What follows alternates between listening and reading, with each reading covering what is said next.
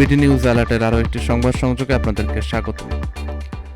নাশকতার পরিকল্পনা নিয়ে কলকাতা থেকে দেশের ছাত্রলীগ নেতা কুমিল্লা দক্ষিণ জেলা ছাত্রলীগের সভাপতি মিনহাদুল হাসান রাফিকে গ্রেপ্তার করেছে গোয়েন্দা পুলিশ ডিবি।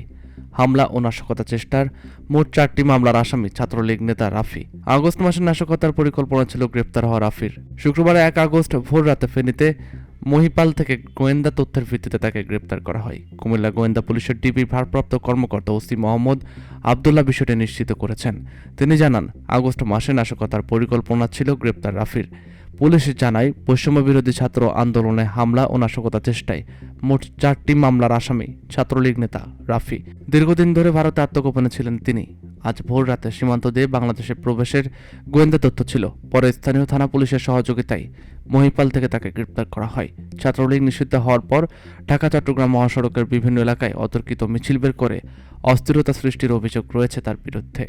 ডিবি পুলিশের ওসি মোহাম্মদ আবদুল্লাহ বলেন, গ্রেপ্তারের পর শুক্রবার দুপুরে ছাত্রলীগ নেতা রাফিকে আদালতের মাধ্যমে কারাগারে প্রেরণ করা হয়েছে।